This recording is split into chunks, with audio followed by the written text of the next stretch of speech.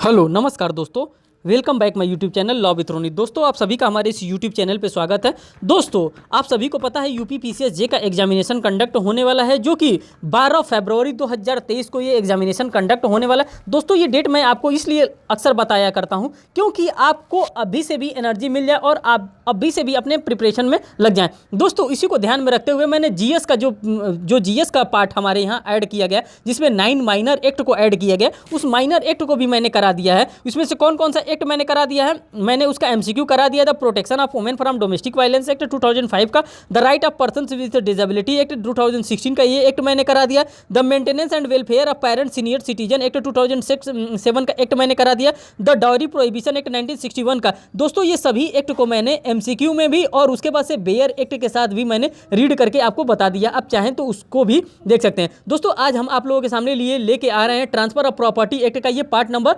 2 है।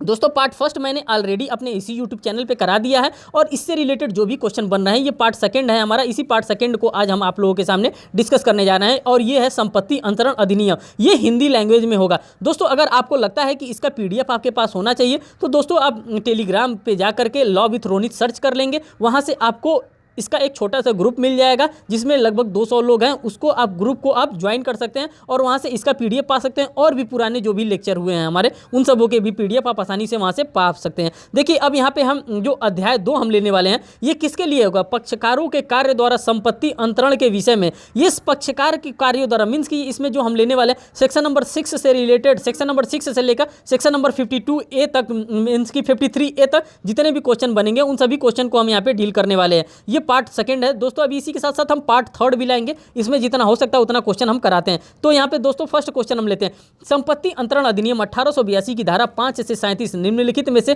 किस पर लागू होती है। आपसे नॉर्मल क्वेश्चन पूछ देता है, ये लागू होता है 5 से लेकर के 37 तक, ये किस पे लागू होता है, तो ये जंगम या अस्थावर संपत्ति का अंतरण से संबंधित है। जंगम या अस्थावर संपत्ति से मतलब क्या होता है, मीन्स के मूवेबल और immovable transfer of property act से रिलेटेड है और ये उत्तरांचल सीजे 2005 में पूछा गया। इसका एक्सप्लेनेशन को देखिए, संपत्ति अंतरण अधिनियम 1882 की धारा 5 से 37 जंगम या अस्थावर संपत्ति के अंतरणों पर लागू होता है, जबकि धारा 38 से 53 क के अस्थावर संपत्ति के अंतरण से संबंधित होता है। तो यहाँ पे यही बताया जाता है। क्वेश्चन नंबर 2 की हम बात करते हैं। यहाँ पर देखिए, एक जमींदार ने एक नर्तकी से करार किया कि उसके उत्तराधिकारी और वह हर माह 100 रुपए उस नर्तक को या उसके उत्तराधिकारियों के भरण पोषण के लिए प्रदान करते रहेगा। इस नर्तक के मीन्स की जो डांसर है, डांसर के उत्तराधिकारी में से किसी एक ने जमींदार के उत्तराधिकार के विरुद्ध भरण पोषण का वाद प्रस्तुत किया। ऐसा करार क्या होगा, ऐसा करार उपरोक्त में से कोई भी कथन सत्य नहीं है, अवैध है, वैध है, अवैध है, शून्यकरणीय है। इसमें से कोई भी जो कथन होगा वो सही नहीं होगा। अब इसका एक्सप्लेनेशन आप देख लीजिए। इसके एक्सप्लेनेशन में क्या बता रहा है,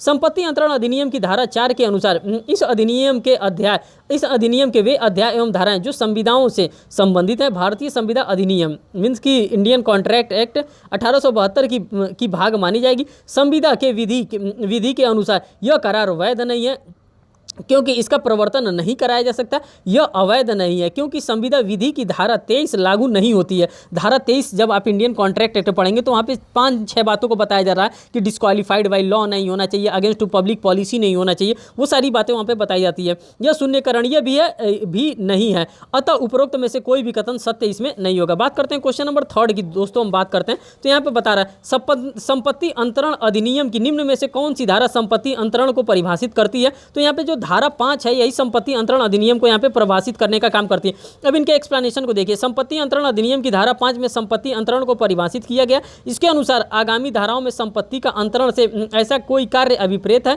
जिसके द्वारा कोई जीवित व्यक्ति एक या अधिक अन्य जीवित व्यक्तियों को या स्वयं को अथवा स्वयं और एक या अधिक अन्य जीवित व्यक्तियों को वर्तमान में या भविष्य में संपत्ति हस्तांतरित कर सकता है और संपत्ति का अंतरण करना, ऐसा कार्य करना है। इस प्रकार से आप संपत्ति को ऐसा कार्य कर सकते हैं, इस प्रकार से संपत्ति को आप अंतरण कर सकते हैं। क्वेश्चन 4 की बात करते हैं। संपत्ति के अंतरण के संबंध में निम्नलिखित में से कौन सा कथन सही नहीं है। अब कौन सा कथन जो है इसमें सही नहीं है, यहाँ पे निगेटिव टर्मिनोलॉजी में क्वेश्चन पूछा। जो डी इसका करेक्ट आंसर होगा, वह स्वयं और एक या अधिक अन्य जीवित व्यक्तियों को संपत्ति हस्तांतरित नहीं कर सकता है। तो यही बात यहाँ पे बताई जा रही है। अब यहाँ से आप देख सकते हैं यही बात यहाँ पे।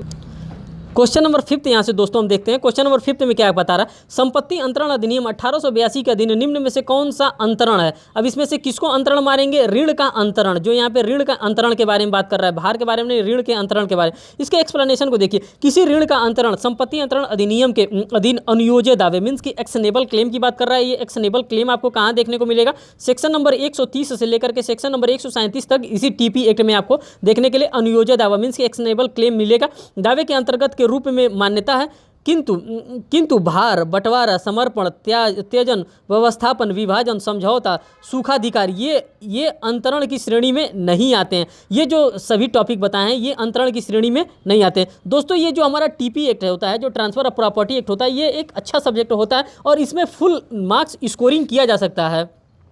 तो आप लोग इसका इतना ज़्यादा से ज़्यादा प्रैक्टिस कर लीजिए जिसमें फुल मार्क्स इसका ऑब्टेन किया जा सकता है। निम्नलिखित में से किस वाद में यह कहा गया है कि किराएदार द्वारा किया गया परित्याग अंतरण नहीं है। ये किस वाद में किया गया, माखनलाल साहा बनाम एन अधिकारी के वाद में ये कहा गया। अब इसके एक्सप्लेनेशन को आप देख सकते हैं। एक्सप्लेनेशन में क्या कह रहा है, संपत्ति अंतरण अधिनियम की धारा 5 के अंतर्गत पट्टे का समर्पण अंतरण नहीं है। माखनलाल साहा बनाम नगेंद्र नाथ अधिकारी AIR 1933 के बाद में अभी निर्धारित किया गया है कि एक छोटे हित का बड़े हित में मिल जाने पर बड़े हित में कोई संवर्धन नहीं होता। इसमें कहा गया है कि किराएदार द्वारा अभिस्वीकृति अभिघृति के अपने उपभोग या उपभोग के अधिकार को पट्टाकर्ता के पक्ष में परित्याग कर देना अंतरण नहीं है। इस प्रकार का अगर कोई ट्रांसफर कर दिया जाए तो उसको ट्रांसफर नहीं माना जाता। नेक्स्ट क्वेश्चन देखिए, क्या संपत्ति का बंटवारा संपत्ति अंतरण में कहा जा सकता है, तो इसका नहीं, इसका जो करेक्ट आंसर होगा वो बी होगा, यहाँ पे नहीं इसका करेक्ट आंसर होगा। क्वेश्चन नंबर 8 की हम बात करते हैं। क्वेश्चन नंबर 8 में बात कर रहे हैं, निम्न किस वाद में यह अभिनिर्धारित किया गया है कि विभाजन संपत्ति का अंतरण नहीं है। जो विभाजन होता है वो संपत्ति का अंतरण नहीं होता। ये BN सरीन बनाम अजीत कुमार 1986 का वाद है। इसी वाद में कहा गया है कि जो संपत्ति का विभाजन होता है उसको ट्रांसफर हम लोग नहीं मानते हैं। अब यहाँ पर देखिए इसमें क्या दे रहा है, उच्चतम न्यायालय ने VN सरीन बनाम अजीत कुमार AIR 1966 के वाद में स्पष्ट किया कि संपत्ति का विभाजन संपत्ति का अंतरण नहीं होता है। विभाजन में परिवार की संपूर्ण संपत्ति में प्रत्येक सहदायकी को मीन्स कि जितने उसमें पार्टीसर होते हैं, जितने भागीदार होते हैं, सहदायकी को अपने अविभाज्य अधिकार में बदले एक अवशिष्ट सुनिश्चित संपत्ति प्राप्त होती है। नोट, उत्तर प्रदेश लोक सेवा आयोग द्वारा त्रुटिवश निर्णय का वर्ष 1986 प्रकाशित किया गया, जबकि वास्तविक 1965 है, जो कि गलती से 1986 उत्तर प्रदेश लोक सेवा आयोग के द्वारा प्रकाशित कर दिया गया। जो वास्तविक ये केस का टाइम है वो 1965 है। बात करते हैं क्वेश्चन नंबर 9 की। यहाँ पे 9 में देखिए, संपत्ति अंतरण अधिकारी संपत्ति अंतरण अधिनियम के अनुसार निम्नलिखित में से कौन सा कथन गलत है। अब इसमें से कौन सा कथन गलत है, वो डी वाला कथन गलत है। संपत्ति का ऐसा अंतरण भी किया जा सकता है जहाँ अंतरणीकर्ता की मृत्यु के पश्चात ही प्रवर्तित हो जाती है। देखिए UPCJ 2003 में और MPADPO 2010 में क्वेश्चन पूछा गया। अब इसके एक्सप्लेनेशन को देखिए, संपत्ति अंतरण अधिनियम की धारा 5 के अनुसार संपत्ति का ऐसा अंतरण नहीं किया जा सकता है जहां अंतरणीकर्ता की मृत्यु के पश्चात ही प्रवर्तित हो जाए। कथन डी यहां पर गलत है। बात करते हैं क्वेश्चन नंबर 10 की। क्वेश्चन नंबर 10 में देखिए, संपत्ति अंतरण अधिनियम के अंतर्गत निम्नलिखित में से किस संपत्ति का अंतरण कहा जाएगा। नीचे दिए गए कूट की सहायता से उत्तर को चुनिए। अब कूट क्या कर रहा है, पहला कर रहा है भूमि के एक भाग पर मार्ग हेतु सुखाधिकार का अनुदान, दूसरा बता रहा है 2 चीज़ों का विभाजन, तीसरा बता रहा है पारिवारिक समझौता, चौथा बता रहा है अचल संपत्ति पर विधि की क्रिया द्वारा भार की रचना के बारे में। जो इसका करेक्ट आंसर होगा वो 2 और 4 होगा। 2 और 4 इसका करेक्ट आंसर होगा। 2 चीज़ों का विभाजन और अचल संपत्ति पर विधि की क्रिया द्वारा भार या रचना की बात करें। इसके एक्सप्लेनेशन को देखेंगे तो आप और बेहतर समझ सकते हैं। एक्सप्लेनेशन में देखिए, भूमि के भाग पर मार्ग हेतु सुखाधिकार का अनुदान संपत्ति अंतरण अधिनियम नहीं है, क्योंकि सुखाधिकार मात्र संपत्ति की एक प्रासंगिक है जो अधिष्ठायी तल से जुड़ा रहता है। इसी प्रकार पारिवारिक समझौता कोई अंतरण नहीं होता। जो पारिवारिक समझौता वो अंतरण नहीं होता, अपितु समझौते में पक्षकार को स्वतः या अधिकार को स्वीकार करना होता है। उच्चतम न्यायालय साधु माधव दास बनाम पंडित मुकुंद राय, जबकि वस्तुओं का विनिमय धारा 118 से 121 में संपत्ति का अंतरण है तथा विधि की क्रिया द्वारा भार की रचना संपत्ति का अंतरण है। इसी को संपत्ति का अंतरण कहा जाता है। क्वेश्चन नंबर 11 की बात करते हैं। संपत्ति अंतरण अधिनियम की धारा 5 के अंतर्गत जीवित व्यक्ति के अंतर्गत निम्न में से क्या आता है। अब यहाँ पे उपरोक्त सभी आता है, एक कंपनी भी आता है, एक व्यक्तियों का निकाय भी आता है, एक संगम भी आता है। ये उत्तराखंड में 2 बार 2014 2009 में क्वेश्चन पूछा गया। इसके एक्सप्लेनेशन को देखिए, संपत्ति अंतरण अधिनियम की धारा 5 के दूसरे पैरा के अनुसार कंपनी संगम या व्यक्तियों का निकाय निकाय चाहे वह निगमित हो या न हो, जीवित व्यक्ति के अंतर्गत आते हैं। ये सभी जीवित व्यक्ति के अंतर्गत आते हैं। क्वेश्चन नंबर 12 की हम बात करते हैं। संपत्ति अंतरण अधिनियम के अंतर्गत एक जीवित व्यक्ति से अभिप्राय है। जीवित व्यक्ति से अभिप्राय क्या है? केवल मनुष्य, एक भागीदारी फर्म, केवल डिजिटल कंपनी। उपर्युक्त सभी जीवित व्यक्ति के अंतर्गत शामिल होते हैं। क्वेश्चन नंबर 13 की हम बात करते हैं। संपत्ति अंतरण अधिनियम में शामिल नहीं है। अब कौन शामिल नहीं है? तो वसीयत जो होता है संपत्ति अंतरण अधिनियम में शामिल नहीं होता। संपत्ति अंतरण अधिनियम की धारा 54 में विक्रय, धारा 105 पट्टा, धारा 122 में दान को परिभाषित किया गया है। इसमें वसीयत शामिल नहीं है। यहाँ पे साफ साफ आप देख लीजिए कि वसीयत इसमें शामिल नहीं है। क्वेश्चन नंबर 14 की बात करते हैं। धारा 5 संपत्ति अंतरण की परिभाषा के अंतर्गत जीवित व्यक्ति के अंतर्गत कंपनी भी शामिल है। सही बात है, ए वाला जो है हमारा करेक्ट आंसर है यहाँ पे। क्वेश्चन नंबर 15 की बात करते हैं। संपत्ति अंतरण अधिनियम 1882 के अधीन जीवित व्यक्ति शब्दावली में सम्मिलित नहीं है। अब कौन सम्मिलित नहीं है? मूर्ति जो होता है जीवित व्यक्ति में सम्मिलित नहीं होता है। किस केस के मामले में किया गया? व्याख्या, संपत्ति अंतरण अधिनियम की धारा 5 में जीवित व्यक्ति को प्रयोग मृत के विरोध के रूप में किया हुआ है। मूर्ति, आइडल एक विधिक व्यक्ति है तो संपत्ति धारण करने की क्षमता रखती है, परंतु वह जीवित व्यक्ति नहीं है। अतः मूर्ति या प्रतिमा के पक्ष में संपत्ति का अंतरण नहीं माना जाएगा। असरफी देवी बनाम प्रेमचंद 1971 इलाहाबाद। इस क्रम में न्यायालय को अर्जित को जीवित व्यक्ति की श्रेणी में नहीं रखा जाता है। ये इलाहाबाद का, ये असरफी देवी बना प्रेमचंद इलाहाबाद का मामला है, इसी में बताया गया। क्वेश्चन नंबर 16 की हम बात करते हैं। 16 में संपत्ति अंतरण अधिनियम के अधीन संपत्ति का अंतरण में शामिल है। क्या शामिल है? उपरोक्त में से कोई नहीं शामिल है। न विभाजन शामिल है, न समर्पण शामिल है, न पारिवारिक समझौता शामिल है। अब इसका एक्सप्लेनेशन देखिए, कुछ समझ में आ जाएगा। संपत्ति अंतरण अधिनियम की धारा 5 में संपत्ति अंतरण को परिभाषित किया गया। इसके तहत जब कोई जीवित व्यक्ति, कंपनी, संगम, व्यक्तियों का निकाय किसी अन्य जीवित व्यक्ति को या स्वयं को वर्तमान या भविष्य में संपत्ति का हस्तांतरण करता है तो इसे संपत्ति का अंतरण कहते हैं। इसके निम्न अपवाद है। क्या है? पारिवारिक समझौता, दूसरा विभाजन, तीसरा समर्पण या एवं परित्याग, चौथा वसीयत, पांचवा सरकारी अनुदान, छठवां सरकार सुखाधिकार का सृजन। ये सभी इसमें शामिल होते हैं। क्वेश्चन नंबर 17 की हम बात करते हैं। भावी भरण पोषण का अधिकार चाहे वो किसी भी रीति से उद्भत प्रवृत्ति या अवधारित हो। इसका करेक्ट आंसर जो होगा बी होगा, अंतरित नहीं किया जा सकता। इस प्रकार की चीजों को अंतरित नहीं किया जा सकता। इसके एक्सप्लेनेशन को देखिए। संपत्ति अंतरण अधिनियम 1882 की धारा 6 के अनुसार भावी भरण पोषण का अधिकार चाहे वो किसी भी रीति से उद्भूत प्रतिभूति या अवधारित हो, अंतरित नहीं किया जा सकता। अतः विकल्प बी यहाँ पे सही है। क्वेश्चन नंबर 18 की हम बात करते हैं। यह सिद्धांत कि जहां एक व्यक्ति ने यह व्यदेश करते हुए कि उसका संपत्ति में वर्तमान हित है, उस संपत्ति को अंतरित करता है, जबकि वास्तव में उसको केवल संभाव्य उत्तराधिकार प्राप्त है। अंतरिती धारा 43 के लाभ का हकदार होगा यदि उसने अंतरण को उस व्यदेशन पर विश्वास कर और प्रतिफलार्थ लिया है। क्योंकि धारा 43 और धारा 6 को विभिन्न क्षेत्रों में क्रियाशील होती है। यह सिद्धांत प्रतिपादित किया गया था। किसमें किया गया था? जुम्मा मस्जिद मरकारा बनाम कोडिमिनेन चंद्र दवैया में ये बात किया गया था। जुम्मा मस्जिद मरकारा का केस आप याद रखिएगा। एक्सप्लेनेशन देखिए। उपर्युक्त सिद्धांत जुमा मस्जिद मरकारा AIR 1962 के संबंधित है। यह वाद धारा 6 को एवं धारा 43 के अंतरण से संबंधित एक महत्वपूर्ण वाद है। राजेश कांत राज्य विरुद्ध शांति देवी का वाद धारा 21 से रिलेटेड है। तथा चुन जहां बना इबादत अली का वाद धारा 58C से संबंधित है। राम बरन प्रसाद बनाम राम मोहित हजारा का वाद धारा 14 से संबंधित है। तो दोस्तों यहाँ पे देख लीजिए आपको कितने फैक्ट मिल गए जो आपके क्वेश्चन के लिए इंपॉर्टेंट हो सकते हैं। यहाँ से भी क्वेश्चन बन सकते हैं। क्वेश्चन नंबर 19 की हम बात करते हैं। संपत्ति अंतरण अधिनियम के अंतर्गत निम्न में से किसी संपत्ति के अंतरण हेतु वैध प्रतिफल के रूप में मान्यता नहीं है। किसे नहीं है? तो ये नैसर्गिक प्रेम व स्नेह, जो मीन्स की सोशल नैसर्गिक प्रेम और स्नेह को ही यहाँ पे मान्यता नहीं दिया गया। व्याख्या देखिए। संपत्ति अंतरण अधिनियम की धारा 6 जो के अनुसार ऐसा अंतरण नहीं किया जा सकता जो प्रकृति के प्रतिकूल हो या जो भारतीय संविधान अधिनियम की धारा 23 के अर्थ में विधि विरुद्ध उद्देश्य या प्रतिफल के लिए हो, या ऐसा व्यक्ति जो अंतरित होने से विदिता निर्भर रहता हो। क्वेश्चन नंबर 20 की हम बात करते हैं।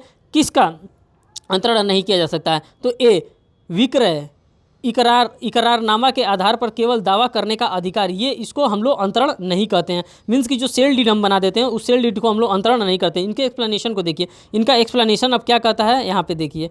इनका एक्सप्लेनेशन कहता है विक्रय इकरारनामा के आधार पर केवल दावा करने का अधिकार संपत्ति अंतरण अधिनियम के अंतर्गत अंतरणीय नहीं है। धारा 5 से 37 जंगम एवं स्थावर संपत्तियों के अंतरण पर लागू होता है। संपत्ति अंतरण में हित का अंतरण होता है, न कि दावे करने का अधिकार होता है। फिर बात करते हैं क्वेश्चन नंबर 21 की। क्वेश्चन नंबर 21 में यहाँ पे क्या बताया जाए, संपत्ति का उत्तराधिकार पाने का अवसर हस्तांतरित नहीं किया जा सकता है। संपत्ति अंतरण अधिनियम की कौन सी धारा यह कहती है? यह धारा बात करती है, धारा 6 में यह बात की जाती है। एक्सप्लेनेशन देखिए, क्या अंतरित किया जा सकता है? इसका प्रावधान संपत्ति अंतरण अधिनियम 1882 की धारा 6 में किया गया। इस धारा के अनुसार संपत्ति पर निहित हित, समाश्रित हित तथा पट्टाधारी का हित अंतरित किया जा सकता है। उत्तराधिकार की संभावना पर आधारित हित संपत्ति अंतरण का अपवाद है, अतः संपत्ति विभाषक उत्तराधिकार की संभावना का अंतरण नहीं होगा। क्वेश्चन नंबर 22 की हम बात करते हैं, निम्नलिखित में से कौन अंतरणीय नहीं है? अब इसमें से कौन अंतरणीय नहीं है? उत्तराधिकार का संभावना पर आधारित हित ये अंतरणीय नहीं है। ये क्वेश्चन काफ़ी जगह आया है, आप यहाँ से देख सकते हैं। बात करते हैं क्वेश्चन नंबर 23 की, निम्नलिखित में से क्या अंतरण किया जा सकता है? क्या अंतरण किया जा सकता है? अंतकालीन लाभ के लिए डिक्री का समनुदेशन को क्या अंतरण किया जा सकता है? इसके एक्सप्लेनेशन को देखिए। संपत्ति अंतरण अधिनियम की धारा 6 में अंतरण योग्य न होने वाली संपत्ति या अधिकार का विवरण दिया गया है। इसमें अंतकालीन लाभ के लिए डिक्री का समानुदेशन सम्मिलित नहीं है। अंतकालीन लाभ के लिए डिक्री का समानुदेशन अंतरित किया जा सकता है। इसी चीज़ को अंतरित यहाँ पे किया जा सकता है। क्वेश्चन नंबर 24 को हम देखते हैं, अधोलिखित में से किस संपत्ति का अंतरण नहीं किया जा सकता है? तो यहाँ पे भविष्य निर्वहन भत्ता का अधिकार को यहाँ पे अंतरण नहीं किया जा सकता है। फिर बात करते हैं इसके एक्सप्लेनेशन को। व्याख्या, संपत्ति अंतरण अधिनियम के अंतर्गत भविष्य निर्वाह भत्ता का अधिकार अंतरण नहीं है, जबकि कॉपीराइट में हिस्सा बंधक की गई संपत्ति का हित एवं अचल संपत्ति अंतरण योग्य है। क्वेश्चन नंबर 25 की हम बात करते हैं, संपत्ति अंतरण अधिनियम के तहत निम्न में से क्या अंतरणीय नहीं है? तो इसमें ए, लोक अधिकारी व वेतन उसके देय होने के पश्चात ये अंतरण नहीं है। यहाँ पे इसके एक्सप्लेनेशन को देखिए। संपत्ति अंतरण अधिनियम की धारा 6 में उन अचल संपत्तियों का उल्लेख है जिन्हें अंतरित नहीं किया जा सकता। ऐसा संपत्ति में किसी संपत्ति को प्राप्त करने की संभावना, पुनः प्रवेश का अधिकार, अधिष्ठायी तल से पृथक सुखाचार, संपत्ति में सीमित उपभोग वाला हित, भावी भरण पोषण का अधिकार, वाद लाने का अधिकार, लोकपद और न ही लोक ऑफिसर का वेतन उसके दे होने से, चाहे पूर्व या पश्चात, सिविल व राजनीतिक पेंशन व वृत्तियाँ।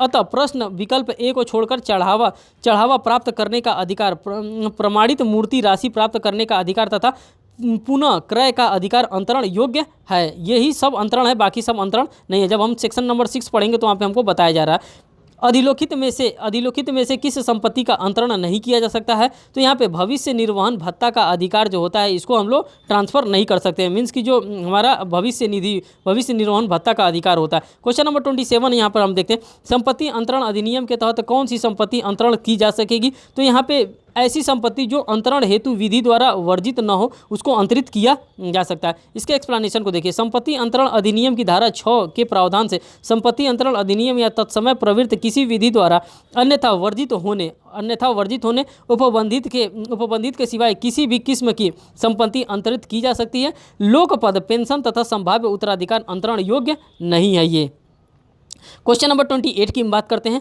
किस संपत्ति का अंतरण नहीं हो सकता है? यहाँ पे डी, उपर्युक्त सभी का अंतरण नहीं हो सकता है। कौन कौन सा? लोकपद का अंतरण नहीं हो सकता, केवल उत्तराधिकार में पाने का संभावना का अधिकार नहीं अंतरण हो सकता, केवल पुनः प्रवेश का अधिकार अंतरण नहीं हो सकता, इसको ट्रांसफर नहीं किया जा सकता। क्वेश्चन नंबर 29 की हम बात करते हैं, निम्नलिखित में से कौन सा सही है?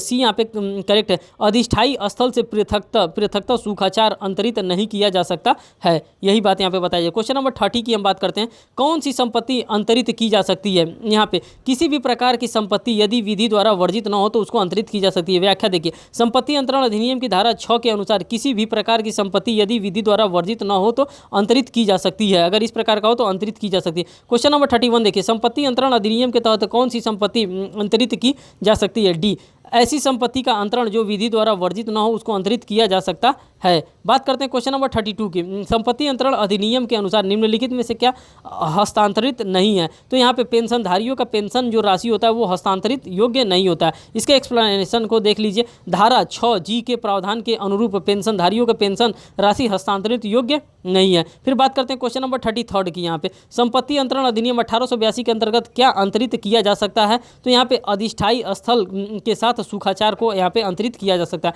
मीन्स की जो जो जो प्रॉपर्टी हम बेच रहे हैं तो उसके साथ जो हम जाएंगे तो सुखाचार को लेकर थोड़े नहीं जाएंगे, उस सुखाचार को भी हम छोड़ के जाएंगे। अधिनियम की धारा 6 क्या अंतरित किया जा सकता है? इसका नकारात्मक सूची प्रदान करता है। धारा 6 नकारात्मक सूची प्रदान करता है। धारा में उल्लिखित है कि सुखाचार अधिष्ठायी तल से पृथक अंतरित नहीं किया जा सकता तथा अर्थात सकारात्मक रूप से सुखाचार अधिष्ठायी तल के साथ अंतरित किया जा सकता है। अतः विकल्प ए अभीष्ट उत्तर होगा। अन्य विकल्प में दी गई संपत्तियां अंतरण योग्य नहीं है। बात करते हैं क्वेश्चन नंबर 34 की। 34 में देखिए, which of the following can not be transferred. यहाँ पे जो करेक्ट आंसर होगा वो भी आपका करेक्ट आंसर होगा। The right of easement having been vested in the transferor, यही यहाँ पे ट्रांसफरर नहीं होगा। क्वेश्चन नंबर यहाँ पे इसके एक्सप्लेनेशन को देखिए। अधिनियम की धारा 6 के अनुसार अधिष्ठायी तल से पृथक सुखाचार अंतरण योग्य नहीं होता। अतः जहाँ अंतरण में अधिष्ठायी तल निहित हो वहाँ केवल सुखाचार के अधिकार का अंतरण संभव नहीं होगा। अतः उपर्युक्त विकल्प बी यहाँ पे सही उत्तर है। क्वेश्चन नंबर 35 की हम बात करते हैं। निम्नलिखित में से कौन सी संपत्ति अंतरण की जा सकेगी? तो यहाँ पे अचल संपत्ति को सिर्फ अंतरण किया जा सकता है। इसके एक्सप्लेनेशन को देखिए। निम्नलिखित संपत्ति अंतरणीय नहीं होता है। पहला, प्रत्यक्ष वारिस या संपदा का उत्तराधिकारी होने की संभावना। दूसरा, भावी भरण पोषण का अधिकार। तीसरा, वाद लाने का अधिकार। चौथा, लोकपद, वृत्तियां, राजनीतिक पेंशन आदि का अधिकार। ठीक। क्वेश्चन नंबर 36 की हम बात करते हैं। क्या अंतरित किया जा सकता है? सी, यहाँ पे किसी उत्तरभाव्य शर्त के भंग के कारण स्वामी को पुनः प्रवेश का अधिकार यहाँ पे अंतरण किया जा सकता है। इसके एक्सप्लेनेशन को देखिए। संपत्ति अंतरण अधिनियम 1882 की धारा 6 के अनुसार किसी उत्तरभाव्य शर्त के भंग के कारण पुनः प्रवेश का अधिकार मात्र उस संपत्ति के जिस पर उसके द्वारा प्रभाव पड़ता है, स्वामी के सिवाय किसी अन्य को अंतरित नहीं किया जा सकता है। इस तरह पुनः प्रवेश का अधिकार संपत्ति के स्वामी को अंतरित किया जा सकता है। इस धारा के अनुसार निम्नलिखित को कभी अंतरित नहीं किया जा सकता। किसी संपत्ति को प्राप्त करने की संभावना, सुखाचार का पृथक अंतरण किसी व्यक्ति द्वारा केवल उसे ही प्राप्त संपत्ति में हित, भावी भरण पोषण का अधिकार, वाद लाने का अधिकार मात्र लोकपद और लोक अधिकारी के वेतन, पेंशन की एवं वृत्तियां, मीन्स की जो उसका पेंशन वगैरह उसको नहीं ट्रांसफर किया जा सकता है। क्वेश्चन नंबर 37 की बात करते हैं। संपत्ति अंतरण अधिनियम की निम्नलिखित में से कौन सी धारा यह प्रावधान करता है कि मात्र वाद लाने का अधिकार अंतरित नहीं किया जा सकता है? तो ये हमको धारा 6 हमको बताता है कि वाद लाने का जो अधिकार है उसको ट्रांसफर नहीं किया जा सकता। क्वेश्चन नंबर 38 की हम बात करते हैं। निम्नलिखित संपत्ति अंतरण अधिनियम 1882 के अधीन निम्नलिखित संपत्तियों में से किसका अंतरण किया जा सकता है? तो यहाँ पे अनुयोज्य दावा जो एक्शनेबल क्लेम है उसका अंतरण किया जा सकता है, जो हमको बताया गया है सेक्शन नंबर 130 से लेकर के 137 तक टीपी एक्ट में हमको एक्शनेबल क्लेम के बारे में बताया गया। व्याख्या इसको देखिए। संपत्ति अंतरण अधिनियम की धारा 130 के अनुसार अनुयोज्य दावा अंतरण योग्य है, किंतु धारा 6 में प्रतिबंधित के अनुसार वाद लाने मात्र का अधिकार, भावी भरण पोषण का अधिकार तथा अधिष्ठायी स्थल से पृथक सुखाधिकार अंतरण योग्य नहीं है। क्वेश्चन नंबर 39 की हम बात करते हैं। यहाँ पे संपत्ति अंतरण अधिनियम 1882 के अंतर्गत क्या शामिल है? तो यहाँ इसका जो करेक्ट आंसर होगा वो भी होगा। लोक अधिकारी के वेतन का अंतरण नहीं किया जा सकता है, नहीं हो सकता है। अब लोक अधिकारी जो होता है उसका किस लिए वेतन ट्रांसफर नहीं हो सकता है? संपत्ति अंतरण अधिनियम 1882 की धारा 6 के खंड 6 के अनुसार लोक अधिकारी के वेतन का अंतरण नहीं हो सकता है। जो सरकारी कर्मचारी होता है वो अपने सैलरी का अंतरण नहीं कर सकता है। वो ये नहीं कहेगा कि मैं कमा रहा हूँ और तनख्वाह मेरे बेटे के खाते में है। इस प्रकार का कोई भी प्रैक्टिस नहीं किया जा सकता है। बात करते हैं क्वेश्चन नंबर 40 का। स्पेंज सक्सेशन नियम का क्या अर्थ है? तो इसका जो अर्थ है सी, एक प्रत्यक्ष वारिस से संपत्ति पर उत्तराधिकार की संभावना को हस्तांतरित नहीं किया जा सकता है। यहाँ पे जो करेक्ट आंसर होगा वो सी यहाँ पे करेक्ट आंसर होगा। यहाँ पे देखिए स्पेस सक्सेसर का अर्थ संभाव्य उत्तराधिकारी से। संपत्ति अंतरण विधि के तहत संपत्ति को संबंध किसी विद्यमान अधिकार, राइट इन एग्जिस्टेंस से संभाव्य उत्तराधिकार न तो संपत्ति है और न ही इस रूप में अपेक्षित है। अधिनियम की धारा 6 इस संभाव्य उत्तराधिकार को हस्तांतरित घोषित करती है, अतः किसी प्रत्यक्ष वारिस किया जा सकेगा। ठीक। क्वेश्चन नंबर 41 की हम बात करते हैं। संपत्ति अंतरण अधिनियम की धारा 6 में कितने अपवादों के बारे में बताया गया है? तो इस प्रकार से भी क्वेश्चन 10 अपवादों के बारे में वहाँ पे बताया गया। धारा 6 में कुल 10 अपवादों का उल्लेख किया गया है। ये ऐसे अपवाद हैं जिनमें संपत्ति का अंतरण नहीं किया जा सकता है। यहाँ पे ये बात याद ध्यान रखिएगा। क्वेश्चन सेक्शन नंबर 6 से क्वेश्चन आपको ज़्यादा मिलेगा। क्वेश्चन नंबर 42, संपत्ति अंतरण अधिनियम की निम्नलिखित किस धारा में संपत्ति का अंतरण करने हेतु सक्षम व्यक्ति को परिभाषित की गई है? ये कहाँ पे की गई है? धारा 7 में हमको प्रोवाइड की गई है। संपत्ति अंतरण अधिनियम 1882 की धारा 7 में संपत्ति का अंतरण करने हेतु सक्षम व्यक्तियों को परिभाषित की गई है। क्वेश्चन नंबर 43 में संपत्ति अंतरण अधिनियम की धारा 7 के अधीन संपत्ति का अंतरण करने के लिए यह आवश्यक नहीं है। क्या आवश्यक नहीं है? प्रत्येक दशा में अंतरित संपत्ति स्वयं उसी की हो, ये आवश्यक नहीं है। इसका एक्सप्लेनेशन देखिए। संपत्ति अंतरण अधिनियम 1882 की धारा 7 के अनुसार हर व्यक्ति जो संविदा करने के लिए सक्षम हो और अंतरणीय संपत्ति का हकदार हो या अंतरणीय संपत्ति जो उसकी नहीं है वयन के लिए प्राधिकृत हो, ऐसी संपत्ति को पूर्णतः या भागतः या आंतरिक रूप से या सशर्त अंतरण करने के लिए सक्षम होगा। ठीक। क्वेश्चन नंबर 44 की हम बात करते हैं। 44 में देखिए, संपत्ति का अंतरण करने के लिए सक्षम होने के लिए आवश्यक नहीं है। क्या आवश्यक नहीं है? अंतरित संपत्ति उसकी अपनी हो, ये आवश्यक नहीं है। किसी की भी संपत्ति को ट्रांसफर किया जा सकता है अगर कोई एजेंट बनवा करके अपनी संपत्ति किसी द्वारा ट्रांसफर करवाना चाहता है। क्वेश्चन नंबर 45 देखिए, संपत्ति अंतरण अधिनियम 1882 के अंतर्गत अपनी संपत्ति को अंतरित करने में कौन सक्षम नहीं है? तो अवयस्क जो होता है अपनी संपत्ति को ट्रांसफर करने में सक्षम नहीं है।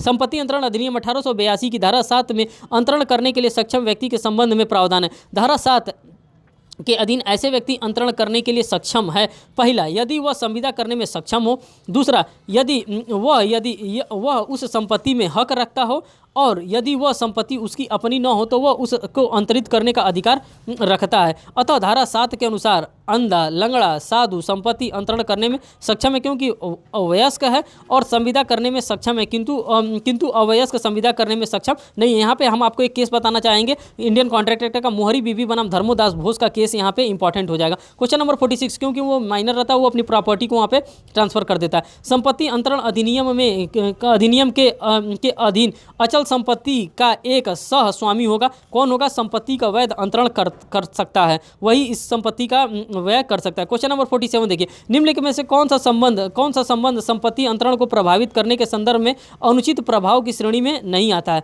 तो यहाँ पे ग्राहक व दुकानदार अनुचित मीन्स की अनड्यू इन्फ्लुएंस में नहीं आता, जो हम लोग section 16 of Indian contract act में देखते हैं। उपर्युक्त दिए हुए संबंधों में ग्राहक व दुकानदार का संबंध संपत्ति अंतरण के प्रभाव करने के संदर्भ में अनुचित प्रभाव अनड्यू इन्फ्लुएंस की श्रेणी में नहीं आता। वो आता है कौन? डॉक्टर और पेशेंट का रिलेशन आता है, और उसके बाद से एडवोकेट एंड क्लाइंट का रिलेशन आता है, लेकिन ग्राहक और दुकानदार का रिलेशन यहाँ पे नहीं फॉल करता। क्वेश्चन नंबर 48 देखिए, संपत्ति के वैध अंतरण हेतु निम्नलिखित में से कौन सा आवश्यक तत्व नहीं है? यहाँ पे अंतरण को स्वीकार करने के लिए अंतरिती का सक्षम होना आवश्यक नहीं है। इसके एक्सप्लेनेशन को देखिए।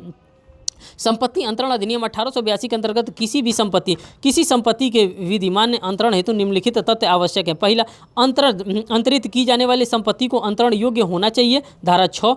दूसरा बता रहा है अंतरीकर्ता को अंतरण करने हेतु सक्षम होना चाहिए, धारा 7 बता रहा है। ऐसा व्यक्ति जो अंतरित ट्रांसफरी होने से विधित निर्योग्य मीन्स की लीगली डिस्क्वालीफाइड है, उसे संपत्ति का अंतरण नहीं किया जा सकता। इसके अंतर्गत धारा 6, जो हित का अंतरण प्रकृति के प्रतिकूल न हो तथा उद्देश्य या प्रतिफल वैध है, इसका निश्चय भारतीय संविदा अधिनियम की धारा 23 के अर्थ के अंतर्गत किया जाना चाहिए। क्वेश्चन नंबर 49 की हम बात करते हैं। संपत्ति अंतरण अधिनियम 1882 की निम्न धाराओं में से किस धारा में कहा गया है कि यदि किसी मामले में विधि ने अस्पष्टता लिखित में नहीं मांगी है तो संपत्ति का अंतरण बिना लिखे किया जा सकता है? तो ये किया जा सकता है धारा 9 में। ये देखिए क्वेश्चन पूछा भी गया है, इसका एक्सप्लेनेशन देखिए। संपत्ति अंतरण अधिनियम 1882 की धारा 9 के अनुसार उस दशा में जिसमें विधि द्वारा कोई लेख अभिव्यक्त अपेक्षित नहीं है, संपत्ति का अंतरण लिखे बिना मौखिक किया जा सकता है। क्वेश्चन नंबर 50 की बात करते हैं। संपत्ति अंतरण अधिनियम में कौन सी धारा मौखिक अंतरण से संबंधित? धारा 9 जो है वो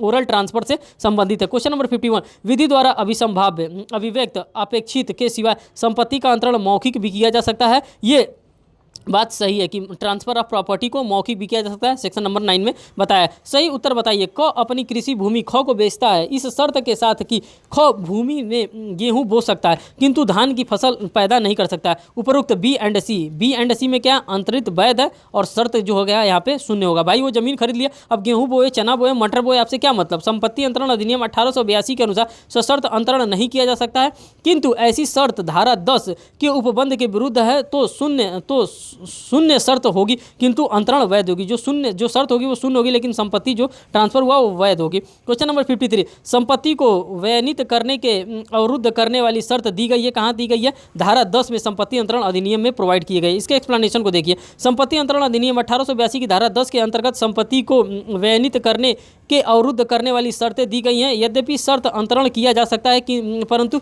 ऐसी शर्त अधिनियम के उपबंधों के विरुद्ध है तो शून्य हो जाएगी, यहाँ पे शून्य हो जाएगी। क्वेश्चन नंबर 54 हम देखते हैं।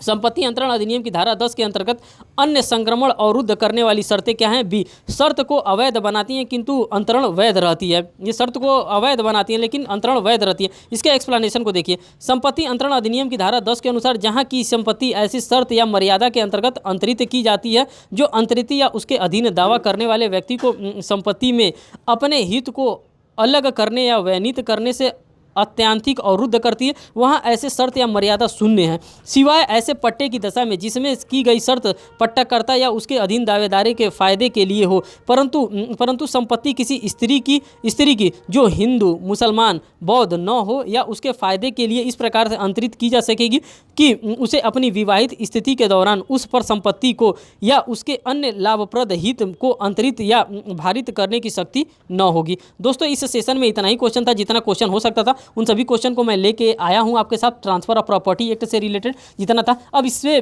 जो नेक्स्ट क्वेश्चन जो बच रहा है वो हम अपने नेक्स्ट सेशन में लेके आएंगे, जो कि पार्ट 3 वाला होगा। उस पार्ट 3 में हम लेके आएंगे। दोस्तों आप कमेंट करके हमें जरूर बताएं कि ये सेशन आपको कैसा लग रहा है और इसमें क्या कुछ इंप्रूवमेंट करना हो तो वो भी आप हमसे जरूर बताएं कि हाँ इसमें आप ये इंप्रूवमेंट करिए। दोस्तों हम आप ही लोगों से फीडबैक लेना चाहते हैं और इसमें हम इंक्रीज और इंप्रूवमेंट दोनों करना चाहते हैं। जैसा आप लोग का फीड होगा वैसा ही हम काम करेंगे। बहुत बहुत धन्यवाद दोस्तों वीडियो को वॉच करने के लिए। Thank you.